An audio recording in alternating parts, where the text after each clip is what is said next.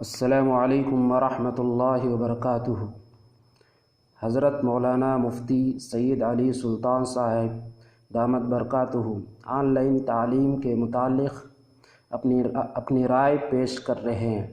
آپ حضرات اس کو بغور سماعت فرمائے اور اس پر عمل کرنے کی کوشش کریں، اور اخیر میں ہمارے اس چینل کو سبسکرائب کریں اور سب سے پہلے نوٹیفیکیشن پانے کے لیے بیل آئیکن کو کلک کریں۔ السلام علیکم ورحمۃ اللہ وبرکاتہ۔ بندہ سید علی سلطان مفتاحی قاسمی، خادم تدریس مفتاح العلوم میلوی شارم۔ اس وقت جو آن لائن تعلیم کے سلسلے میں بات چلائی جا رہی ہے، اس سلسلے میں عرض یہ ہے کہ جب طلباء کو بڑے بڑے اساتذہ سامنے بیٹھ کر پڑھا رہے تھے، دور حدیث میں حدیث کی کتابیں پڑھا رہے تھے اور دیگر درسگاہوں میں بڑی بڑی کتابیں پڑھا رہے تھے، اساتذہ سامنے موجود تھے، اس کے باوجود طلباء کا حال یہ تھا کہ بہت سے طلباء بلا وجہ درسگاہ سے غیر حاضر ہوتے تھے اور بہت سے طلباء درسگاہ میں حاضر ہونے کے باوجود جبکہ سبق چل رہا ہے، اساتذہ پڑھا رہے ہیں، سبق کی طرف متوجہ ہونے کے بجائے موبائل آن کر کے موبائل کی طرف متوجہ رہتے تھے۔ اس طرح کی لاپرواہیاں اور درس کی ناقدری چل رہی تھی۔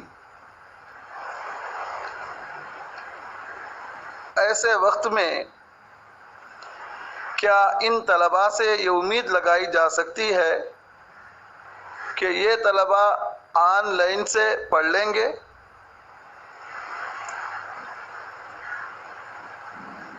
اور یہ طلباء آن لائن سے پڑھ کر علماء بن جائیں گے؟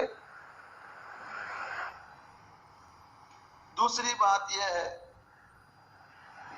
کہ مدارس کا جو مقصد ہے وہ تعلیم فقط نہیں، تعلیم کے ساتھ تربیت بھی ہے۔ وہ چیز علماء کے ساتھ بیٹھنے سے، اللہ والوں کے ساتھ رہنے سے حاصل ہوتی ہے۔ تو کیا آن لائن تعلیم سے کیا یہ تربیت اور اچھے اخلاق حاصل ہو سکتے ہیں؟ دنیاوی تعلیم پر دینی تعلیم کو قیاس نہ کیا جائے۔ دنیاوی تعلیم کا مقصد صرف علم حاصل کرنا اور کمائی کرنا ہے، اور دینی تعلیم کا مقصد علم حاصل کرنا بھی ہے، اپنے اخلاق کو سنوارنا بھی ہے، اپنے اخلاق کے ساتھ اپنے اعمال بھی سنوارنا ہے، اور دوسروں کی دینی اور اخلاقی فکر کرنا، ان کے آخرت کی فکر کرنا بھی ہے۔ یہ چیز آن لائن تعلیم سے، آن لائن تدریس سے کیسے حاصل ہو سکتی ہے؟ اس لیے یہ سلسلہ آن لائن تعلیم کا اور اس کی رائے کے سلسلے میں جو سلسلہ چل رہا ہے ابھی بند کر دینا چاہیے۔ اس کے علاوہ اس سلسلے میں رائے پوچھنا اور رائے پوچھ کر رائے غالب کرنا اور زمین ہموار کرنا، تاکہ اس کے ذریعے دارالعلوم دیوبند یا دیگر مدارس پر دباؤ ڈالا جا سکے تاکہ وہ آن لائن تعلیم جاری کریں، یہ ایک ناکام اور بیکار کوشش ہے۔ اور صرف علم حاصل کرنا جس میں تربیت نہ ہو، اللہ والوں کے ساتھ بیٹھنے کی فکر نہ ہو، یہ علم زار کہلاتا ہے۔ اس سے عام طور پر نفع کے بجائے نقصان ہوتا ہے، اس لیے اس سے بچنا چاہیے۔ اور یہ جو مہم ہے آن لائن تعلیم کی،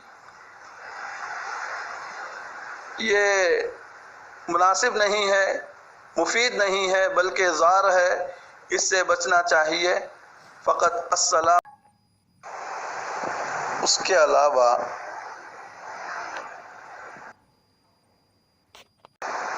ایک بات یہ بھی ہے کہ یہ کام ہمارے بڑے بڑے علماء کرنے کا ہے۔ جب ہمارے اکابر بڑے بڑے علماء موجود ہیں، انہوں نے اس کا آغاز نہیں کیا، اس سلسلے میں ان کے دلوں میں بات نہیں آئی، ان کی زبان پر بات نہیں آئی، اور وہ بالکل چپ چاپ ہیں، خاموش ہیں، تو ایسی صورت میں ہم چھوٹوں کو اس سلسلے میں اپنے بڑوں کے سامنے اپنی رائے اپنے بڑوں کے سامنے رکھنا چاہیے۔ اور یہ بات ہمارے اکابر کے ذہن میں پہلے آنا چاہیے۔